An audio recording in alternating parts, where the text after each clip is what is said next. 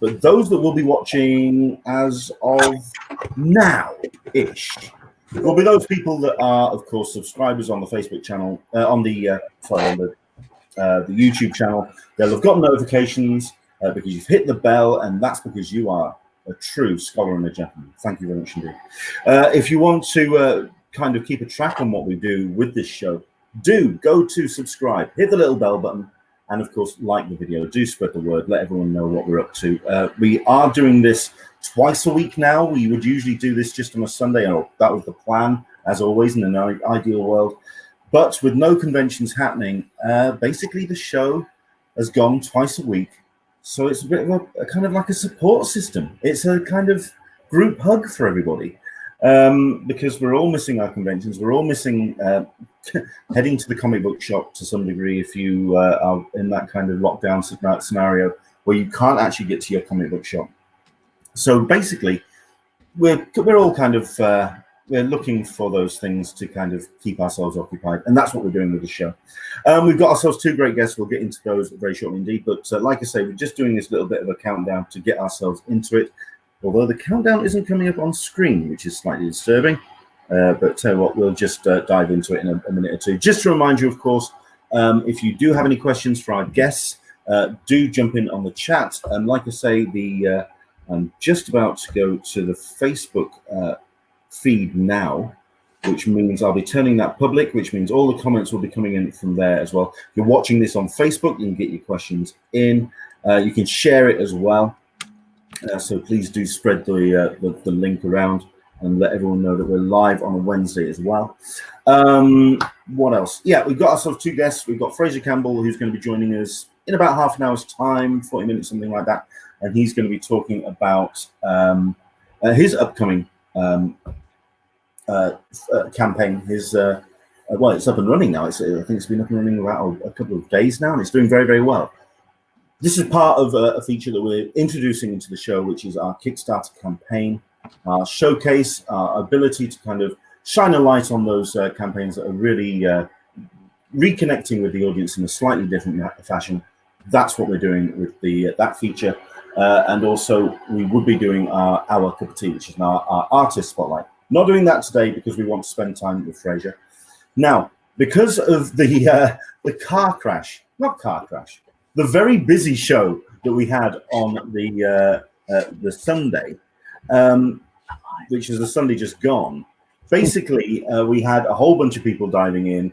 Jimmy Palmiotti came on, Dave Johnson came on. We had Paul Jenkins on. It turned into a bit of a riot and a great chat, but it also meant that we weren't able to do our Kickstarter showcase on that particular show, which means we're going to do a special incidental show. The Kickstarter we're going to showcase is a massive amount of great talent that's coming together to do a book called Quarantine. It's a fantastic campaign. It goes live tomorrow at 7 o'clock GMT, which means what we're going to do is we're going to do the incidental episode, our showcase. We're going to go live at 6:30. We're going to talk to the creator of the Kickstarter, and then he's going to hit live on his Kickstarter on our show. So that's going to be pretty exciting. That's going to be pretty damn cool. So do join us for that. A bunch of people are joining in on the chat already. Welcome along. Those Wednesday warriors. Thank you, Dan Berry, Yo, Leonard. Welcome to you. We've got Into the Blue Mister, afternoon from dark and rainy Wales. It's not that great up here in Yorkshire either. I can totally get that. Solicitor of Snake, liquids away from the laptop. Billy, I told you, it wasn't just a drink that the laptop took. Half a pint of cider, man. Oh, you really spilled it onto your laptop? It was at the end of my interview with J.H. Williams. I went, okay, that was a great chat. I'm now going to take my pint and sit down, and I spilled the pint all over the laptop. The laptop died. It was a nightmare.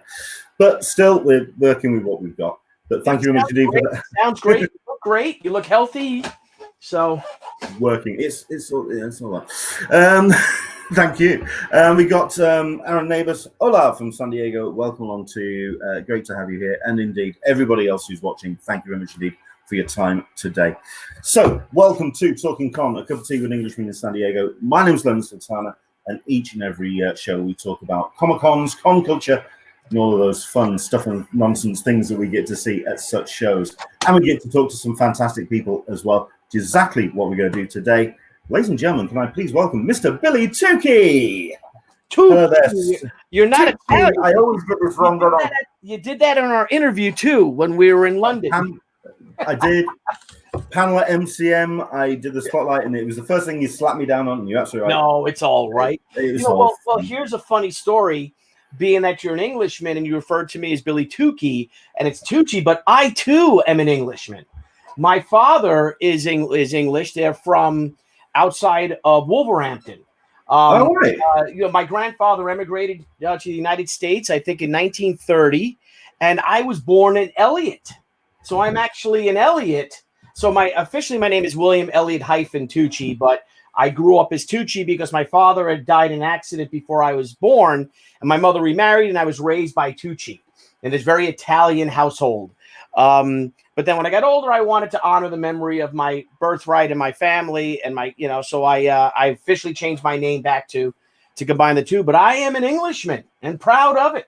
You know what? Does that actually mean then? I mean, if you hailed from that neck of the woods, from Wolverhampton, does that mean that you could in fact be a distant relative of Alan Moore? Could your paths have crossed at that point? Oh, could you imagine? I didn't know that. I know Mike Perkins is from that area, you'd have a very bushy beard if that was the case. I think it just runs in the family. Yeah, I can't grow a beard, and that might be, I don't know. I'm Sicilian, half Sicilian, half Italian, with a little bit of French, but we don't tell too many people about that. But yeah, no, I'm and I found some cousins who live in Stafford-on-Avon, where Shakespeare thing, and sent me the whole link of my whole family, and I am Daniels, and that was my mother's side, I think. And then they were Lowland Scots, and they were kicked out of Scotland and made their way to Wolverhampton. And a funny story is I had asked Mike Perkins, well, what's Wolverhampton like? And he said, well, there's a famous story of when Queen Victoria's train railed by Wolverhampton, she ordered all the shades be pulled down. I like to come from a place it's not that bad. I've been there. It's okay. No, well, I guess back in the day it was real industrial and all. Very and much I like that. So friends of mine, I'm an Arsenal fan. A friend of mine, I had two retailer buddies of mine, and we were in Florida at a convention one time, and I'm like, well, what's my football team? And one was a Chelsea fan, one was an Arsenal fan, and so like, you gotta like Chelsea, you gotta like Arsenal, etc., etc. And then about 3 weeks later, arrived was an Arsenal kit in the mail, a professional one with my name on the back and my number 13 because I like number 13. And so I've been an Arsenal fan ever since. But I got to tell you, I got to get myself a Wolves kit. I got to get a Wolves jersey. Well, if I can bring one over, well, obviously that's going to be the awkward bit. Actually getting over to you to get that to you. Well, if you do that, I'll get you a New York Islanders hockey jersey and turn you into a UK New York Islanders fan. That's my hockey team. Is that you just going to? Yeah, that's what I watch. I mean, I watch. I guess I watch the History Channel or and hockey. Fair enough. On TV. Because I think I finished Netflix in this past 6 weeks. I think I finished it. Yeah, I think the old the adage. Oh, yeah, I finished the internet. I think I'm close. Yeah. I mean, obviously, in this scenario, in this current landscape, it's difficult, it's hard going, and it's slightly different. Certainly from a UK perspective, seeing how the Americans are doing it, it seems to be state to state. What is New York? I mean, are you based in New York? Well, New York is really was the epicenter. Got hit the hardest, sure. and the reason was you had the mayor of New York City was basically telling people it's okay. You can ride the subways, go to the movies, go to the bars. I remember the quote. Yeah, this was in March, mid-March. And then he says, no, I think, and then of course he changed his tune 2 weeks later and said, well, we might have to quarantine New York City. And then our governor, and then he's like, oh no, we're never going to quarantine New York City. Go to work, blah, blah, blah. And now they're really paying for it. It's just ridiculous. It's terrible. But I have friends who are nurses and doctors in the city, and the sad thing is a lot of it spread, of course, in Chinatown and all too, but a lot of it spread with the homeless. Sure. Nobody cares about them. You know what I mean? And they really don't. You walk over them and stuff like that. It's really sad. And they were almost like a petri dish, unfortunately. And that's what helped then spread it to people. And people going to work. People are, because like, no, we're going to keep New York open. The Big Apple, the city that never sleeps, all this. And I'm 60 miles east of New York City. So I'm out on Long Island. So my life really hasn't changed that much, because this is what I do. I come upstairs to my studio and I'm sitting at my art table and I draw, or I write over there on the computer, my scripts and all. So, I'll go to the store, but my kids are having a tough time because they've been home. I have 2 teenagers. My one of them's a senior, so he's really missing his senior year. The end. They haven't seen their friends in 5 weeks or so. Sure. And and they're just down the block, and it stinks. But what are you going to do? You do what you got to do, right? I mean, I absolutely. I mean, from what I've been hearing, and every single interview that I've done over the last sort of month or so, you kind of start, or I started the interviews at first with comic creators going, so how's the lockdown affected you? And they went, and each and every one, and I've changed my interview line from since then, because the line has always been, well, I have irregular sleep patterns. I am just stuck inside doing my artwork or doing script writing. In other words, nothing's changed. No, because this is what we do. We're as antisocial as it gets anyway. Yeah, and that's the one. One of the sad saving grace with comic conventions being closed, and of course this Saturday. I don't know if it's in the UK as well, but this Saturday would have been Free Comic Book Day. Yes, and that's a great celebration of the medium, of the industry. And I was set to sign with Peter David at my local store, and I just love him, their whole family, and we just we don't live too far apart, and he's just a wonderful person. And it's just it's kind of stinks to see a lot of the fans, the local fans that have really become friends and family, and it's just a celebration of the medium and the industry, and it seems like that the comic book conventions and store signs have really become all of our social networking, because our social life, because we don't get out. And, you do such a cloistered existence to a certain extent, because you have to concentrate. You have to sit there. You have to work.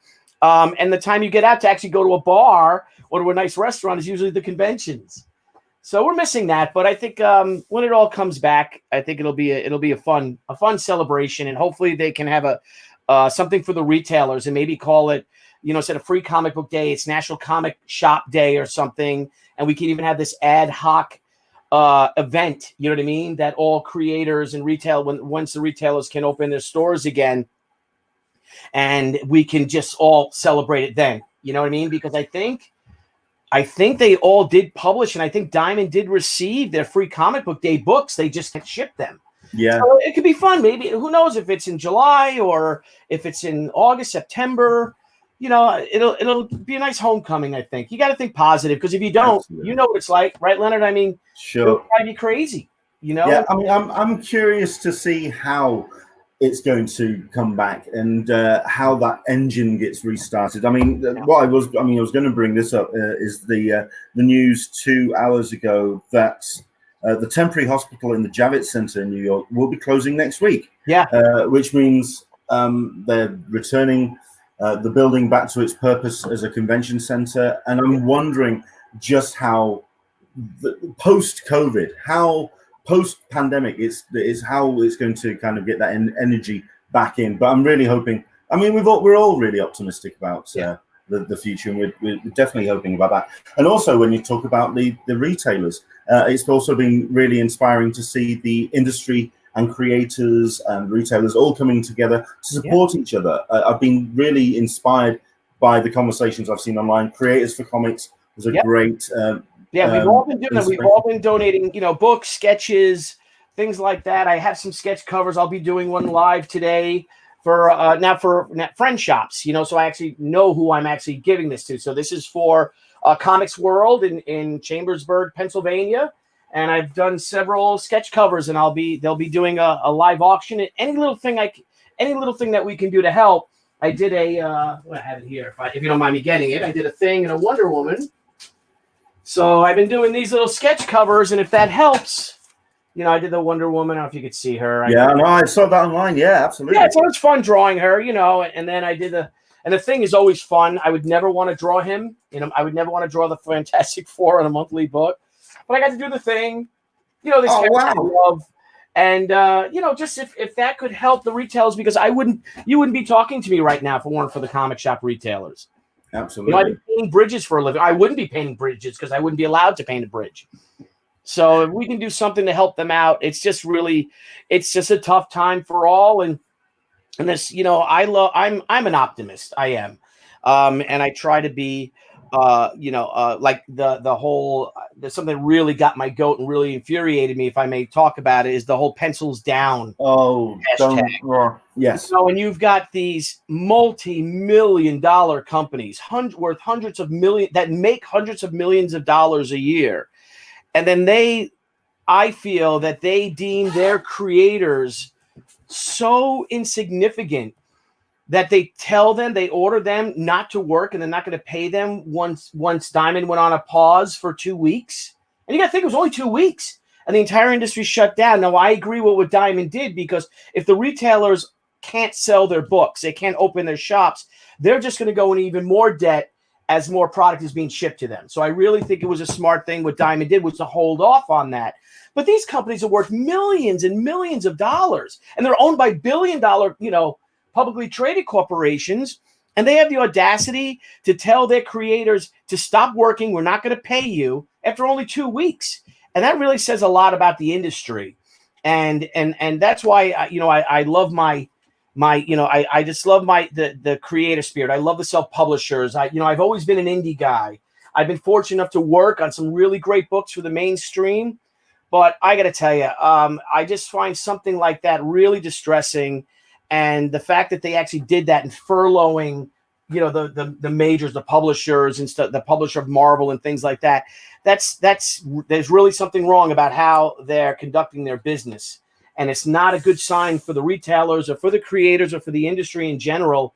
And I find it's just frustrating. You know, I want to say, at first I was a little sad, and then I got angry thinking of all my friends, these amazing creators who have, you know, no income now. And also being freelancers, it's tough from them because the government has given billions of dollars to families and things like that and the small businesses. But what if you're a freelancer? You know, it's kind of tough. You can't claim anybody working for you. I mean, the LA Lakers basketball team, this multi-billion-dollar corporation, they get $4.3 million. You know, Harvard University, this that has a $41 billion endowment, they make $6 million. They get that from the government. And you have these people that are creating, you know, this modern day mythology that are driving pop culture and the biggest movies, and they're telling them to put, you know, to stop working. We're not going to pay you. I think that's just a shame.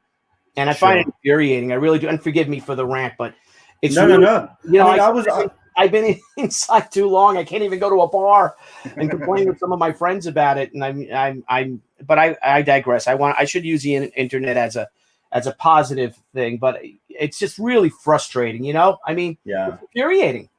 I was really curious because obviously the Creators for Comics, that was based around the support for the retailers and for the comic book shops.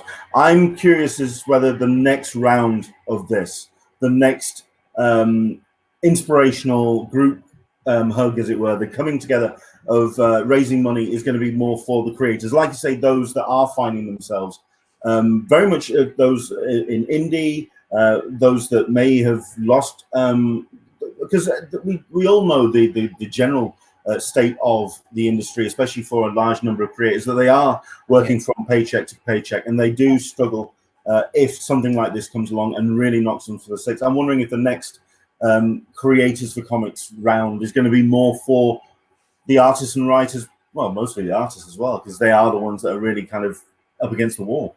Yeah, but see, you also have to think of the people that just write. Now, I'm fortunate because I write and draw, but I also publish my own things. I've always published. We did so well with She 20 years ago, and I married a really smart woman.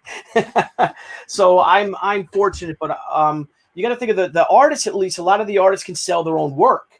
You have to think of a lot of our friends who just write. You know what I mean? So maybe that's going to be that's a tough thing for them. They're going to go through a really tough stretch as they're already going through. So hopefully maybe they could print out scripts, signed scripts, original scripts of Fantastic Four issue they wrote or something like that. And that could help for us, but to bring some income to them, because I'm in it for anything anyone wants me to do, donate some art, do some sketch covers. I'm in. I'm all for it. I'm here for the industry. So absolutely. I mean, also really curious about the way that the industry, like I say, everyone's come together and they've really kind of bonded over these kind of campaigns, but also the conversation of people taking to the internet to really showcase what they're doing. Like you say, I personally think there's going to be a lot of coronavirus comic babies, some really great projects that are being put together by people who have found themselves really kind of stuck in that at home, really wanting to put some great energy into their own projects. So I think there's going to be a lot of crowdfunding projects, certainly at the back end of the year, launched off things that people have put together in this period. It's almost kind of like a pressure cooker of all this this energy that people want to, if they can't express it elsewhere, let's get it out and do it either in a project, but also online as well. What you've done with your YouTube channel has been really cool to see. And your live streams have been fantastic. Yeah, it's been fun. Because of this whole, being a self-publisher, I really was fascinated by the whole, crowdfunding thing, and seeing some of what my friends are doing. I mean, my goodness, they're doing so well with it, and I'm like, I always was a self-publisher. That's what I did for a living, and this is what I want to. This is what I want to do again, and I made that decision. But I kind of started the channel with my partner Niall Scala. We started the channel because I wanted to get into this too, and I wanted to learn more about Kickstarters and Indiegogos myself. And we've done over 130 episodes, I think. And we debuted last year, and the show's really grown. We've got like 2,000 hardcore subscribers. And now, though, we're actually going to the next step. We're actually rebranding the page. We're relaunching it. We're going to be expanding into all things pop culture. We'll always keep, of course, our weekly show focusing on crowdfunding creators, both great and small. And but now we're going to be expanding into film and television and actors and directors and people on the edge of pop culture, but also comic book retailers, comic book dealers, distributors. We've got all these great things lined up, and we want it to be a nice, fun, positive environment for anyone who wants to who's interested in crowdfunding or who loves comics. And it seems to be doing really well for us. I mean, we've been told if we went negative and got into gossip and all that stuff, we'd be growing even bigger. But there's enough of that. We don't want to do that. You do right. We don't gatekeep. I don't believe in gatekeeping. We have fun, of course. We have fun. I mean, we had Jimmy Palmiotti and Dave Johnson on last week, and those are always fun shows. And it kind of like I said, they've got this new campaign that they launched, and I really last minute. I mean, it was like 6 hours before. I just went, "Would you like to just come on and talk about it?" They came on, and they kind of also took over at the back end of the interview, like I say, with Paul Jenkins.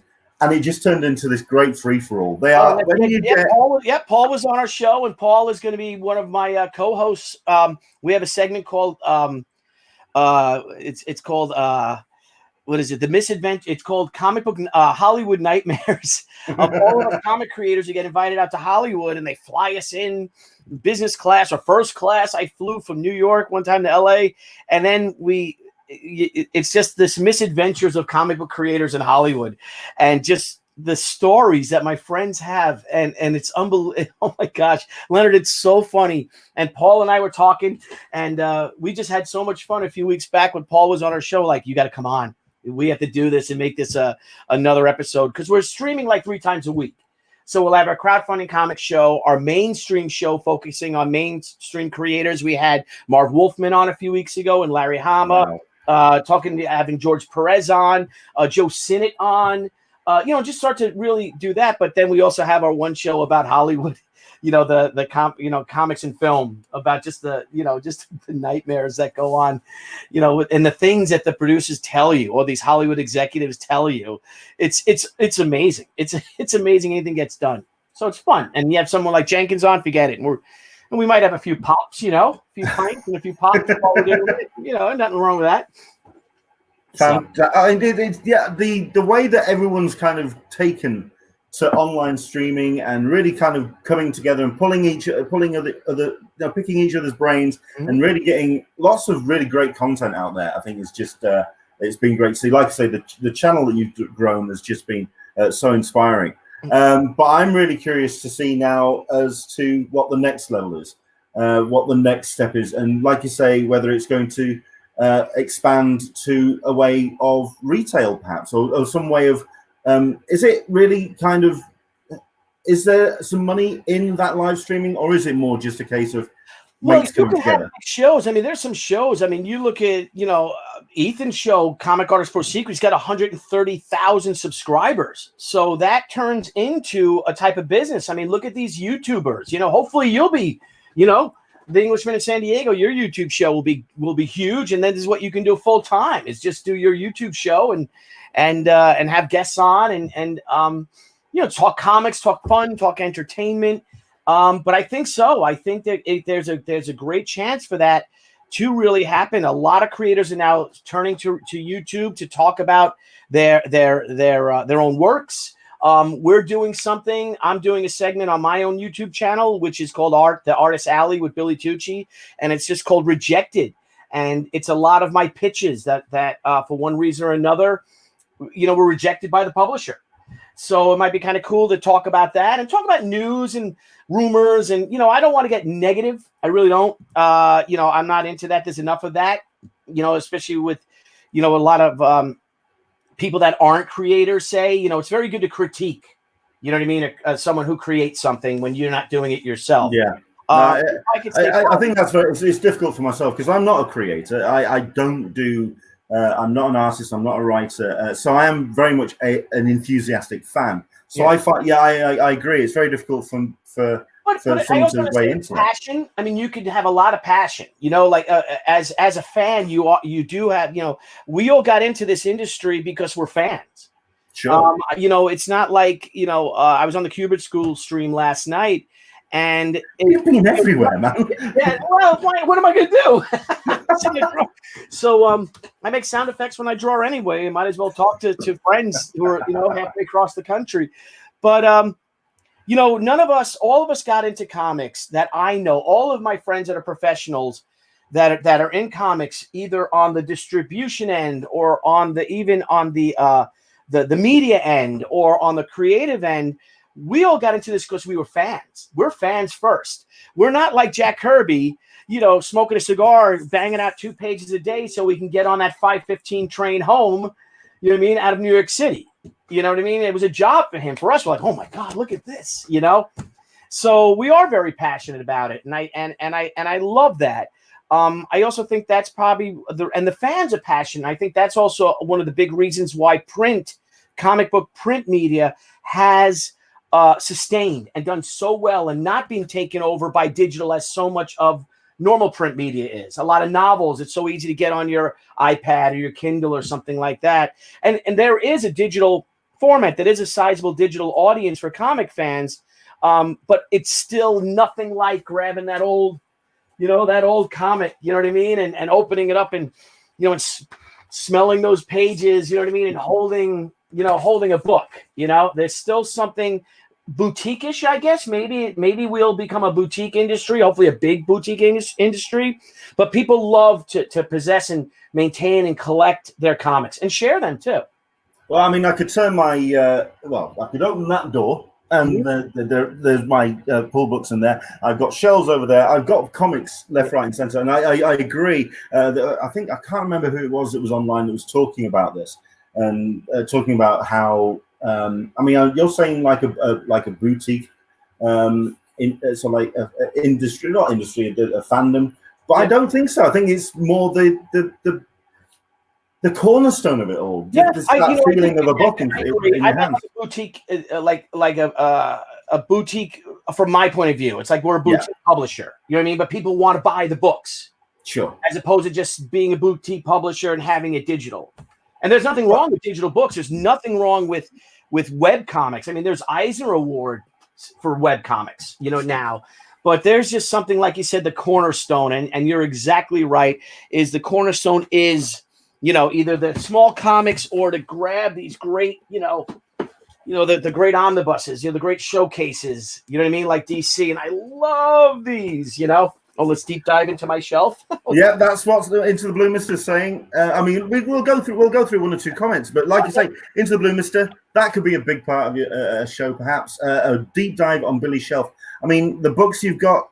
I mean, I'm curious if you could pull like 3 books which are like highlights at the moment, ones that you kind of really grab your attention. Okay, things that I have go-to. Well, there's fun things like I got Danny Fingerroth's book, A Marvelous Life, and Danny signed it to me. Where is that? He signed it somewhere in here.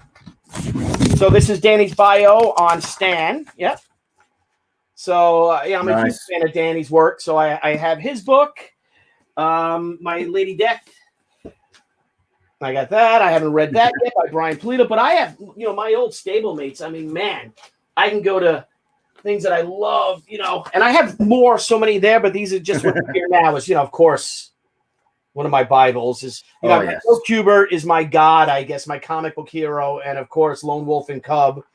You know, these are Dark Horse, right? First Comics. Wow, this is so old. I had that. I've got.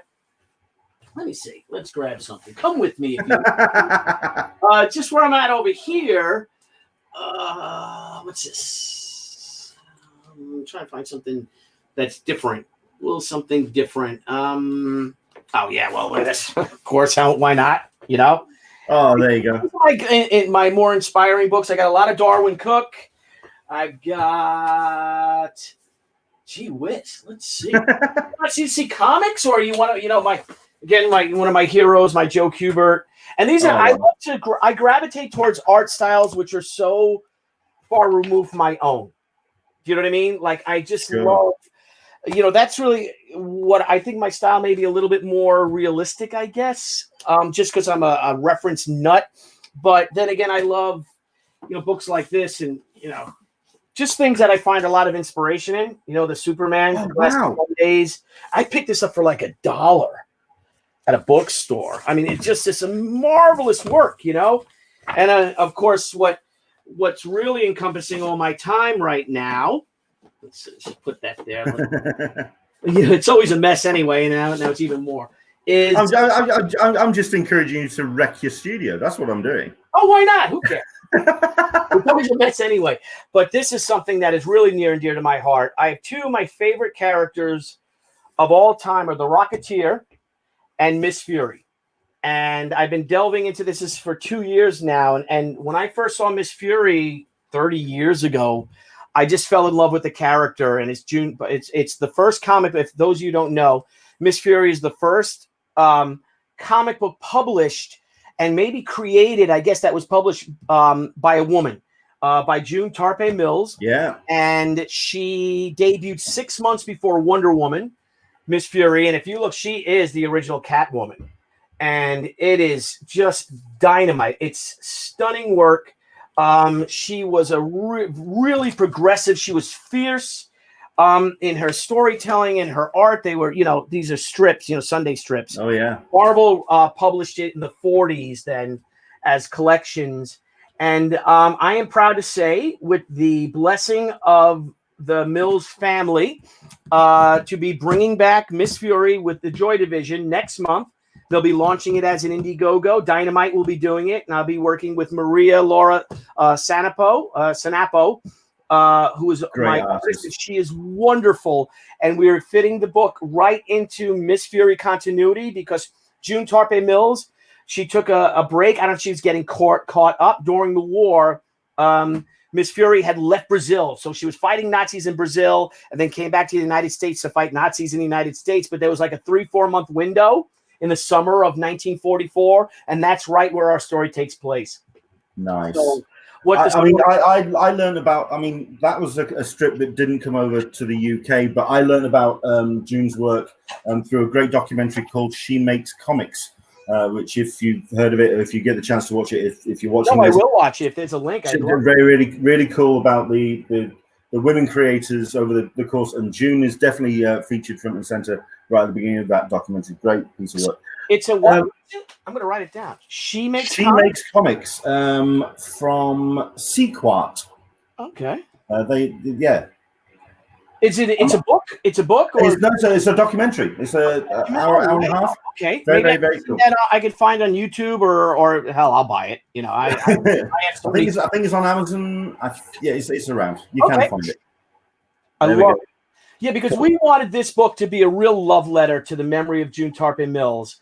And Trina Robbins gave us our blessing. Debbie and I, my wife and I, had breakfast with her and Steve in San Diego this past year. And she was like, I like you. And she's just a firecracker, you know. But she's just brilliant. And I think she signed this one or that one. She signed one of them for me. And I just told them, you know, that I just love this character. I want people to know who June Tarpey Mills is. And if you look up Miss Fury, it's credited to Tarpey Mills, which is June's middle name, because she couldn't be June Mills because nobody would have published her book. So she had to make them think it was a male, and Tarpey could either be a male or a female. Yeah. But it's just amazing. The story is bringing back all the original characters. It's not going to mess up the continuity at all. It's going to slip perfectly in. And it's basically the story of the Joy Division, and all of us know the band Joy Division. Yeah. But what the Joy Division was in World War II, the Nazis when they pulled the Jewish women out of the ghettos, they separated them in two groups. And one group went to the left towards that gate, which was the work camp, where they were in the striped pajamas, all that, and they were worked to death and starved. And then the others, who they felt were more beautiful, more attractive, some of them as young as 11, 12 years old, were sent in through that gate, and they were sent through Camp Joy. And they were coiffed, and they were taught manners and, you know, etiquette, and they were dressed beautifully, and they were fed well, but they were literally tortured, and they turned them into sex slaves for the SS for the most part. So my story is that Miss Fury is sent on a mission behind enemy lines to capture the leader of the Joy Division and bring him back on war crimes. When's that due to launch? It's going to launch on May 27th through Indiegogo, through Dynamite. It's a Dynamite book. I'll be just as involved as my own, but not too much, because we're finishing up the Return of the Warrior book. But it's a passion project for both me and Maria. Dynamite is everything we've approached Dynamite with. They're like, okay, that's great. We were supposed to do that book through Dynamite 2 years ago, but just scheduling conflicts and things like that didn't make it happen. And we just felt that it was just too important to let it go, or to even have it out as you know, separate issues. So it's going to be a premiere format graphic novel, over 100 pages. And I'm just looking forward to it. And it's going to be a lot of fun. It deals with the very serious subject of the Holocaust, of the Joy Division. But it's also a real golden age, exciting adventure where Miss Fury, where Marla Drake will turn the women of the Joy Division. She liberates them and turns them into the Black Furies, and they they turn the tables on the Nazis, a la like a female in Glorious Bastards. So it's fun. It's fun, but very respectful. But it's also kick ass, and hopefully we can teach some people some history. I mean, it sounds fascinating. What is it about Indiegogo as a platform for? I don't know. That's a Dynamite decision. I think Dynamite is more Indiegogo. I think they are. I think that they're more comfortable with that platform. I have to say, with Indiegogo, with me though, is that we launched. You know, everyone goes Kickstarter first. I have nothing against Kickstarter. I think Kickstarter is great. But we went through Indiegogo. We launched Return of the Warrior, which is live now, simultaneously on Kickstarter and Indiegogo.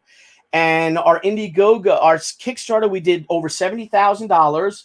But with our Indiegogo, that's in demand right now, we're over 80. We're like $60 shy of $86,000. So I like the Indiegogo thing. I think they take less money than Kickstarter does, but also it's really cool. And this is why we're leaning towards just going Indiegogo as opposed to doing both platforms for our next campaign, which is Shi Hotaru, just because it drove my wife nuts trying to do both campaigns. And she does all the aspects of it. And it just drove her crazy. It's just a lot of work. But the head of marketing of Indiegogo publicly reached out to me on Twitter because I just said, well, this is kind of driving my wife crazy, and I think she's going to leave me if I do this again, both platforms at the same time. What would you guys like, Indiegogo or Kickstarter, if I had to do one? And it was kind of 50-50, maybe a little more Indiegogo. The fans are very passionate there. But the head of marketing of Indiegogo reached out to me, called me up personally. Hey, Billy Tucci, we'd love for you to come over to us. So here, PM me, direct message me. So I'm like, wow, that's really cool. So we'll see. We've got time. We want to finish fulfilling this book now. We just put our trading cards in. Those are going to go to the printer this week. We were talking about this before we went live and talking about how the way that the current pandemic and the way that everything is really kind of stretched a lot of projects out, and the way it's all kind of dovetailing into each other. And we're into the season when all the college books are getting printed, and all the it's all kind of is struggling. Yeah, thousands of high schools, and there's only and it seems all the printers we use print the high school yearbooks. So of course, because they were shut down, they're just starting to open now, or in a few weeks. But they've got a backlog of a lot of of bigger publishers, the college yearbooks, the high school yearbooks. So they're kind of putting us little boutique publishers back. But it's all right. It is what it is. I mean, what are you going to do? It's unfortunate that I'm a little upset that it's pushing our campaigns back. All of our campaigns are being pushed back now because we want to do 3 other campaigns this year. We'll probably just get in 2 campaigns. But what are you going to do? It is what it is, right? Leonard, absolutely. It's a tough about it. Yeah. What are you going to do? Okay, it gives me time because I'm actually redrawing pages now. I'm like, no, you're not going to be able to take my book to the printer in another 3 weeks to a month. Well, you know what? I'll just start. Let me fix. I didn't like that panel. Let me fix that panel. And that's what I'm doing. And I did with She, the Way of the Warrior, #1, our very first book. I redrew every single page of that book at least once, at least twice. I redrew it at least once. So that, and I'm like, that's a little. And what's great is that I feel that what's so much fun about publishing this book again with Return of the Warrior, bringing She back, is that I'm falling back to the days where I think I'm a far better storyteller now, and I think I'm a far better draftsman now. But man, I was so passionate about this project, about this little book, that I didn't care if anyone was going to buy it. You hope they did. But you drew it for yourself, and you drew it to make something that you wanted to read. And thank goodness the fans responded. And, as I feel that comics are a service industry. I think that you are selling to the public and give the people what they want.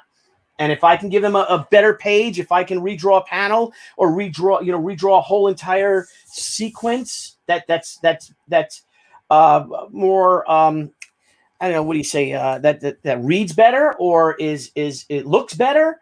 Why not do it? If I got the time, I'm sitting here, I can't do anything. I can't do anything anyway. So why not redraw the book? Draw some pages. Fair enough. It makes sense. I mean, yeah, we're going to be talking to Fraser Campbell very shortly about his projects and about how sort of like the Kickstarter, almost this cottage industry for comics creators. We'll get into his conversation very shortly indeed. But I mean, it's interesting to hear how you're approaching your campaigns and how you're still very much optimistic about how they're going to operate. And obviously, they've done incredibly well. I mean, you've had that silver anniversary last year for Chi, and the Vampirella, cover. I mean, sort of like funding in 24 hours. I mean, obviously, there's a lot of demand, and it's great to see that people are very much enthusiastic about seeing more of her on the page. Yeah, I was, and if I may pitch the She Return of the Warrior, the story, she debuted 25 years ago. 26 years ago now. And our story is called Return of the Warrior, because I really haven't published her in 15 years. The story is 25 years removed from when she first debuted. So Anna is now in her mid-40s. She's a single mother raising her teenage daughter, and her warrior days are far behind her, and then it all comes back. So it's kind of a comic character grows up, if you will. And I'm having a lot of fun. And I've been with my wife for 30 years. And we met in college, and she's never looked more beautiful to me. So why not have a comic character to be in her mid-40s or something? They don't have to be all 18, 20-year-old waifs, you know what I mean, wearing thongs and all this stuff. Not that there's anything wrong with that. No. But I love the idea of making her a more sophisticated character and dress her more appropriately. And she's still a badass, She's still with swinging with the naginata and all that. And now though she is there to protect her daughter, and it's a really nice. And I've learned so much watching my wife with our boys who are growing up, and it's real inspiring to me. So excellent. People will like it. And we're looking forward to those campaigns when they come. But let's go through a couple of comments very, very quickly that have come in. Andrew Richard Milius is saying, good afternoon. Good afternoon, Andrew. Good to see Andrew checking in. You've got Into the Blue Mist. I think everybody's trade paperback of Dark Knight Returns is battered. I think mine is actually missing the front cover. The one that you showed there, mine's missing. How can it not? I know. I never bought a collection of. I bought the Watchmen collections, the really nice ones DC did maybe a decade ago. The real beautiful hardcovers. Yeah, I bought those for Watchmen, but my Dark Knight is still my same old, DKR, right? DKR, that's the cool kids say. DKR. Absolutely. But I think everyone's copy is battered. Solicitorous Meg, you also have to take into account the collector's mindset when talking about how print will never die in comics. No one wants the next big comic in a PDF when the print version has physical value. You're absolutely right. When you have something in your hand, that's what you are. It's great to embrace and really get into those into collecting books. I mean, I'll continue to do so, and I look forward to when we can get back into our comic book shops to celebrate that. And we will sooner than later. We will. And again, I think if we open up with a real big celebration, National Comic Shop Day, World Comic Shop Day, I think you're absolutely right. A rebirth. Go to your shop, see what you've been missing, interact with fans, and that's why there are comic shops, because you want to be able to talk about it just like we're doing. Have a cup of coffee, while you're doing it, or a cup of tea if you're. Absolutely, a celebration is definitely on the cards. Good shops have. Oh, my buddy Travis Miller, he's in the chat right now. I see he's got a campaign going himself right now. Excellent stuff. Well, I mean, let's very quickly we'll say thank you very much indeed for joining us, because we do have another guest which we'll talk to next. But very quickly then, if you can tell us where's the best place people can find out more about these campaigns when they go live. Where can people find you online, Billy? Well, Jiminy Crickets, you could find me. I'm pretty much Billy Tucci on Twitter, on Instagram, on Facebook. We have our Crusade Comics Facebook page. I'm sorry, Indiegogo page as well, and our crowdfunding comics YouTube channel, which will be rebranded as Pop XP, the pop culture experience, starting next week with some big guests. But you can just reach out to me. I'm easy. I'm easily found. Excellent stuff. Billy, it's been a pleasure talking to you, sir. Thank you very much indeed for coming on. We could carry on talking for hours with you. It's great. Well, we will see each other in San Diego in 2021. That's the plan. Absolutely. There you go. That's the promise. We do that men's night. My wife goes out with a lot of the ladies. The men, we hit a Greek place, and we have a few pints and some ouzo, and we smoke some pipes or cigars, and we have a good time. And it's fun. We just talk comics and and film and everything. It's a great experience. We've been doing it for 20 years. That's usually Saturday night. This would involve you're nominated for Eisner's on Fridays. This would involve me actually getting away from the missus, considering that we don't see each other during the day, right? And it's only the evening we get to see each other. So your wife, we'll see what happens. My wife and the ladies, they go to Roy's, usually the restaurant behind the Marriott by the water there. They have a nice ladies' fun I guess more civilized dinner than we do. But we'll see. Fair enough. Billy, it's been a pleasure talking to you, sir. Take care. Enjoy the rest of your day, and we'll look forward to seeing you online. Stay safe, and my well wishes for you all out there. Okay, buddy. Excellent stuff. Billy, take care. Good to see you, my friend. You too, man. Bye. Excellent. Bye-bye.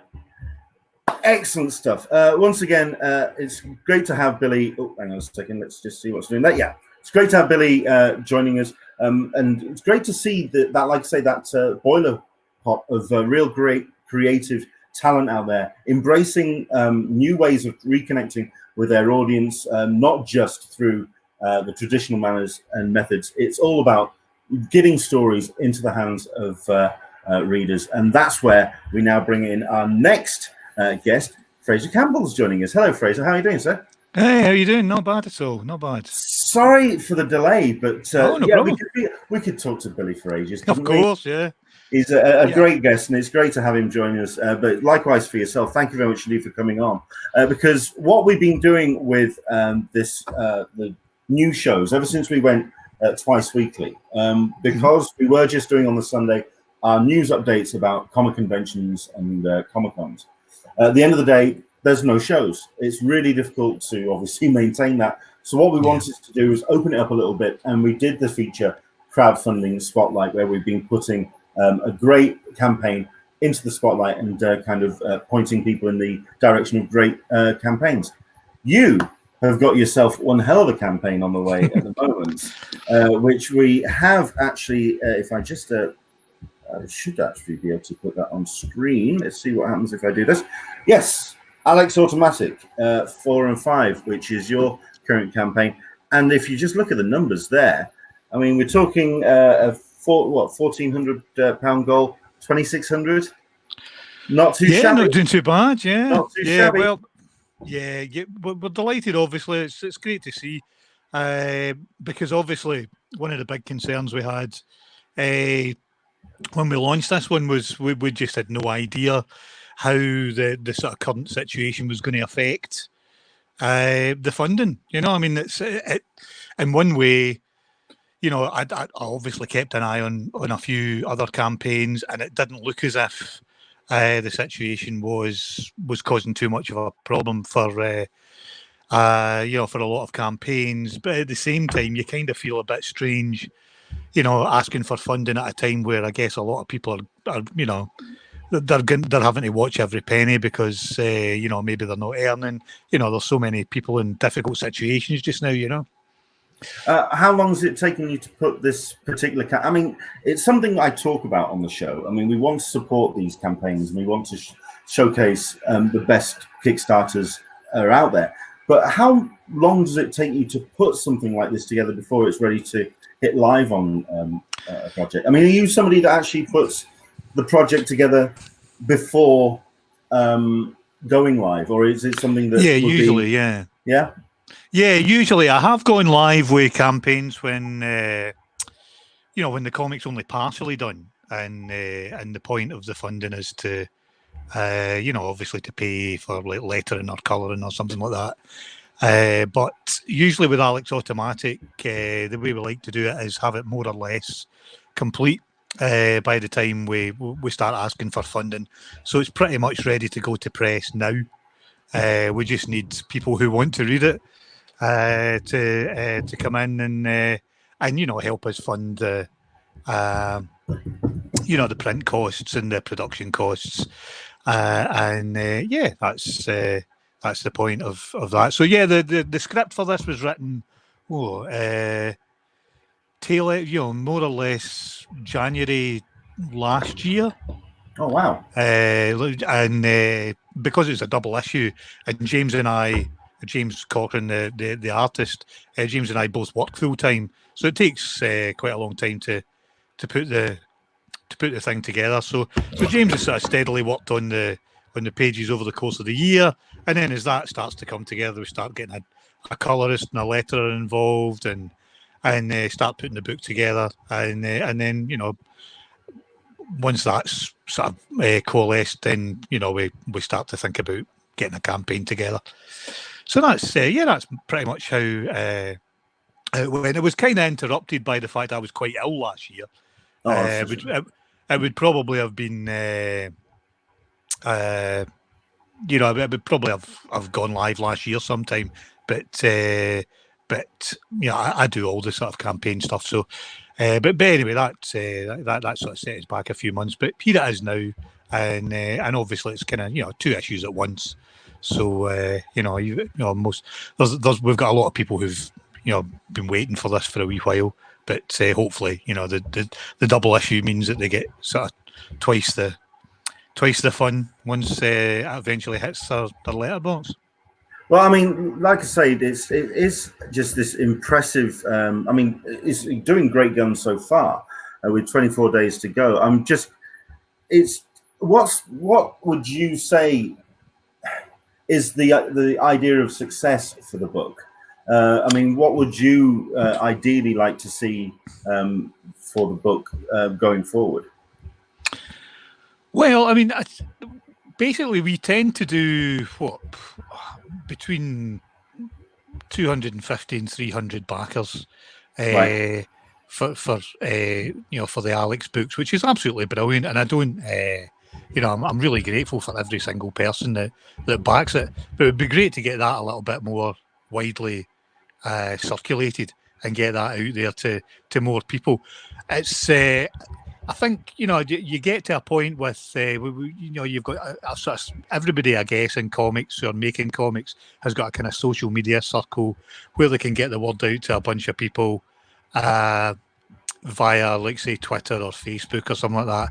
And then you kind of start, you tend to start hitting a wall because, you know, obviously indie creators don't tend to have a great massive budget for marketing or anything like that, and so, you know, you just have to try your best to, I guess, to use all the channels that you have available to you, and try and get it out to people. First of all, I guess the first priority is to try and get people who've backed before to come back by obviously delivering a good comic, delivering a good campaign, making sure you're hitting your you know, your targets and getting books to people when you say you're going to do it, that kind of thing. And then obviously just trying to build on that by trying to get the people who've backed you already enthusiastic about telling their friends and other comic readers about the book, which a lot of them do. I mean, really, it's a kind of word, you know, when you're at my level, word of mouth is absolutely, you know, it's gold dust. So, you know, when you get somebody enthusiastically sort of supporting your book, you know, that's absolutely brilliant. That's what we strive for. Sure.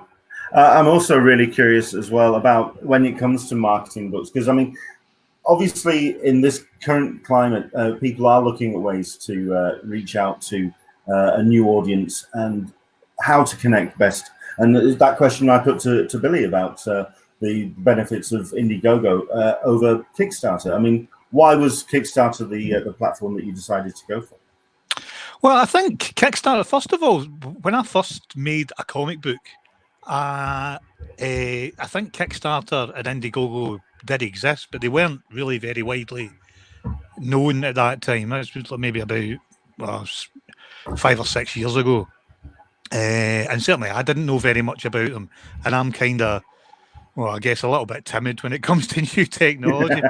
Like a lot of people are, I guess, you know, in case, you know, and yeah, obviously these things, you know, once you get into them, you find they're usually quite simple to use, but there's always that kind of techno fear.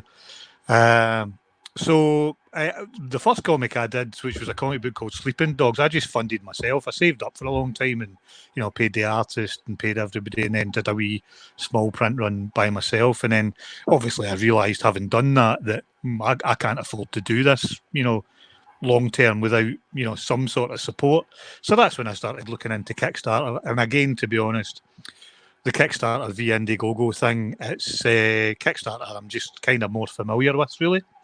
And you know, I've got one of the things, and I guess I'm sure that's probably the same on Indiegogo as well, is that you can build a community sort of via your projects. And having done about 7 or 8 projects on Kickstarter now, I now have like a community of backers who have backed, you know, the various Alex Automatic issues, the other stuff I've done, like House of Sweets and The Edge Off with Ian Laurie and stuff like that. So it's it kind of makes sense to stick with Kickstarter, because I've kind of built an audience there. Sure. I mean, I think that one of the things that really struck me about the campaign as well is that it's not out of the realm of affordability. It's nothing too stupid in terms of even for like the higher tiers. I mean, it's £60 for quite a considerable amount of return for what you're getting, but all the way down. I mean, like I say, if I'm just scrolling here on the screen and just bringing. We're talking like 3 and 7 and sort of £10 pledges. I mean, it's nicely affordable for people to support, even if it's not a case of getting the full tier of things that you can get available, but it's just the ability to show willing and show support to a comic creator. I think it's really inspiring. Well, that's great. Yeah, I mean, I think the emphasis really is on affordability, really. Again, Sure. It's like I mentioned earlier, some people are having a hard time just now financially. So, I mean, we've got a catch-up level where, you can get every issue of Alex Automatic that's been out so far. That's 5 issues, including 2 double issues, digitally for £7, which I guess if you're in America is what, $10, $11, $12 maybe. Again, the books are 60 pages, double issue. We're doing them for £7. And again, I mean, James's original pages. James doesn't like to charge an awful lot for original work. So there's original pages going for £60, and that is including a copy of the book as well. Sure. He did have some commission tiers, but they're all gone. They go quick. As you can, if you sort of see the standard of his work, they go pretty quickly. We do have a couple of variant covers as well, which is great. Unfortunately, we've got Warwick Johnson Codwell who's done one for us, but it's a work in progress at this point in time, and we'll reveal that during the campaign. But if you actually have a wee look on the campaign, you'll be able to see we've got a wonderful variant cover from Victor Santos, which people can go. And again, we don't charge anything extra for choosing the variant. Affordability. We just want people to read the book. Absolutely. So, Alex Automatic, driven mad by illegal government experiments, a young agent believes he is the robot super spy hero of 70s TV show Alex Automatic. I mean, I've been a follower of the campaigns up to now.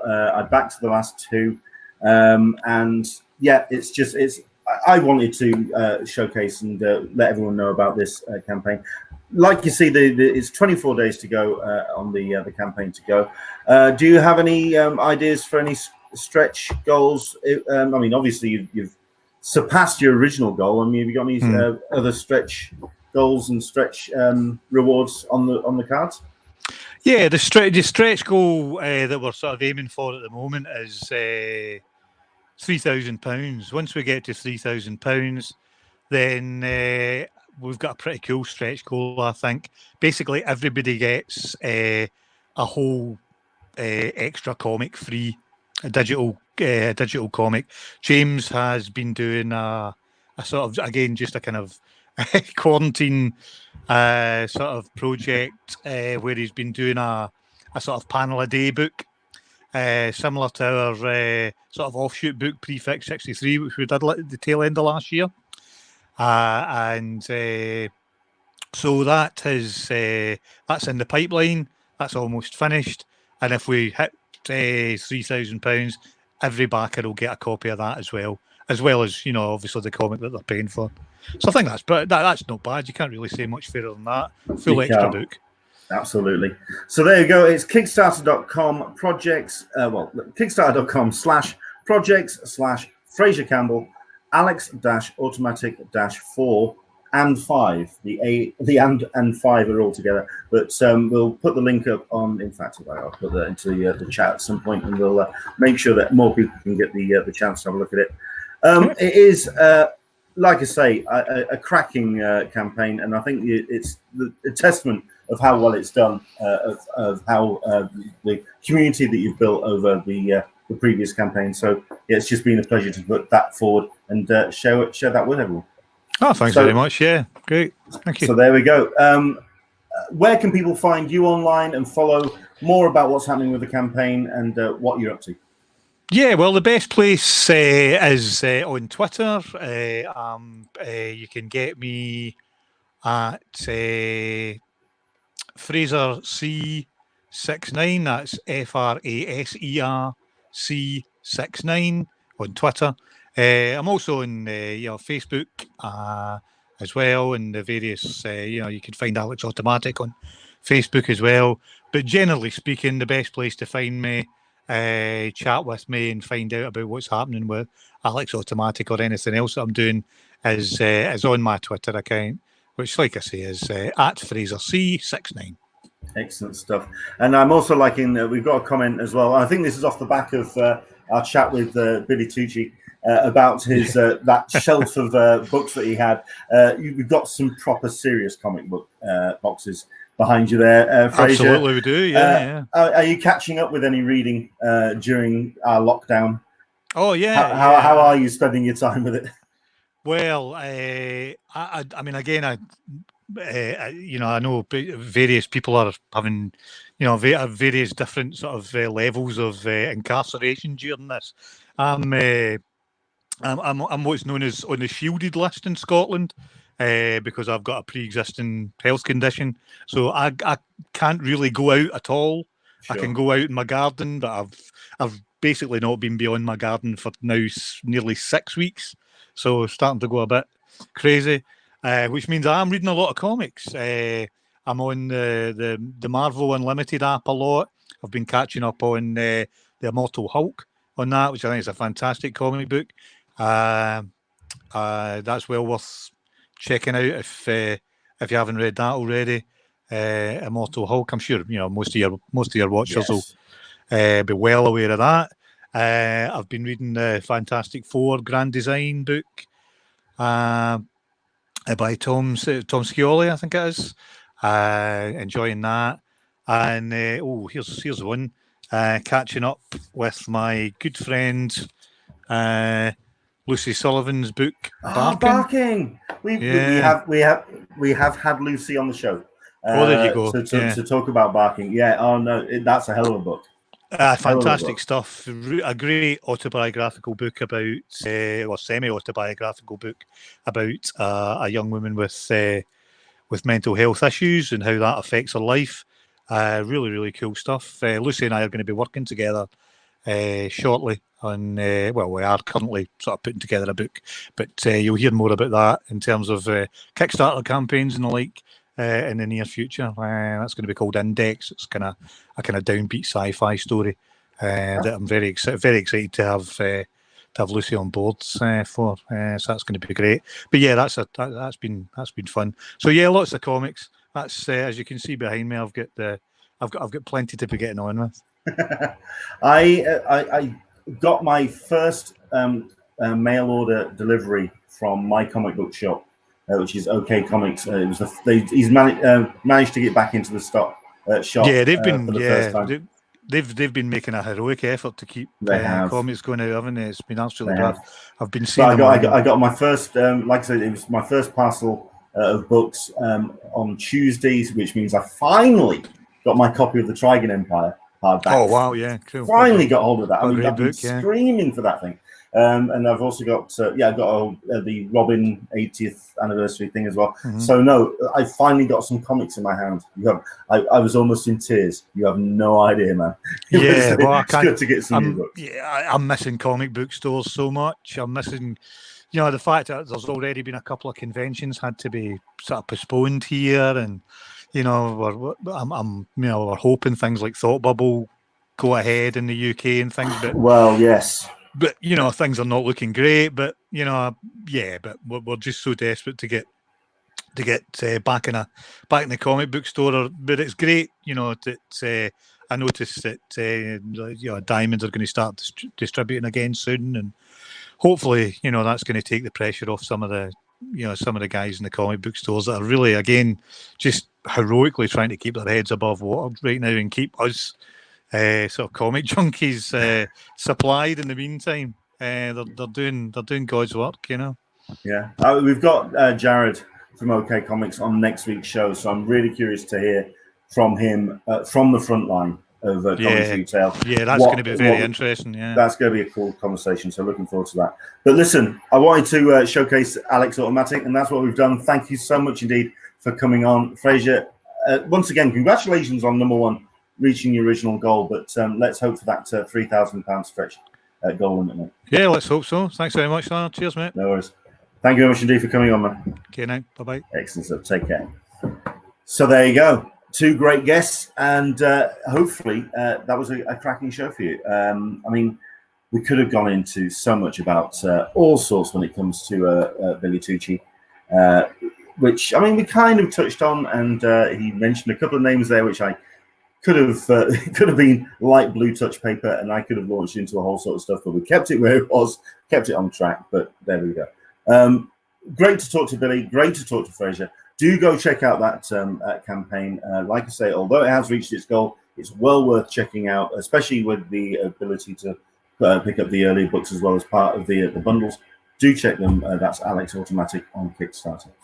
For myself, Leonard, I hope you've enjoyed the show. Once again, a quick reminder of a couple of the guests that we have got coming up, because my word, I don't know what I've done to manage to get these guests on the show coming up in the next couple of weeks or of the course of May. But yeah, let's just have a quick look at this, shall we? We have ourselves a place to hang your capes, David Molowski, joining us next week, but he's also going to be joined by B. Dave Walters as well. He's going to be talking about his Kickstarter. So he's going to be coming on the show. That is going to be happening this Sunday. Wednesday, it says TBA there, but yes, confirmed, we have ourselves OK Comics, Jared Myland, who's going to be talking about the retailers and what they've been going through in terms of the pandemic. Sunday, the 10th of May, IDW Publishing's Dirk Wood and Scott Dumbier. Looking forward to that conversation. It's almost going to be kind of like the trilogy, the third part of the trilogy, because we've already had that chat with Paul Jenkins, who showed us that fantastic piece of artwork with of big numbers. And then we talked as well to IDW's Chris Ryle last week. So, yeah, it's going to be kind of like the third part of that. Wednesday, the 13th of May, it says there with a starred, penciled to be confirmed. It's only because he's moving house. It's whether he can actually get himself all settled into his new house. That's the plan for him. Bill Sienkiewicz will be joining us on the show. There may also be an additional special guest for that show. Yes, 2 for the price of 1.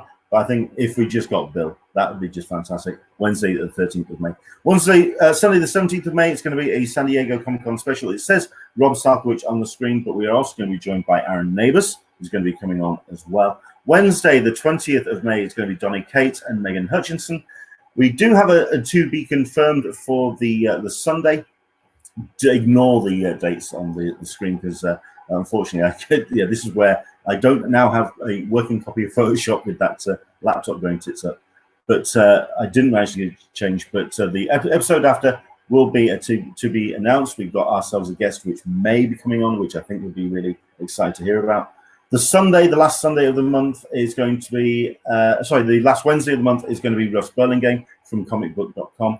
And then we have ourselves a to be announced at the end of the month. Some great guests on the way, but the next one is going to be David Molowski from A Place to Hang Your Cape and B. Dave Walters as well, joining us on Sunday, 10 o'clock Pacific, 1 p.m. Eastern, 6 p.m. GMT. Hopefully you can join us for the show. From myself, Leonard, thank you very much indeed for coming on and listening to us, talking to Billy Tucci and Fraser Campbell. That has been Talkin Con, a cup of tea with an Englishman in San Diego. I'm now going to get myself a pint and enjoy the rest of my evening. Take care. Enjoy the rest of your week, and hopefully we'll see you on Sunday for our next episode. From me to you, we'll see you soon. Take care.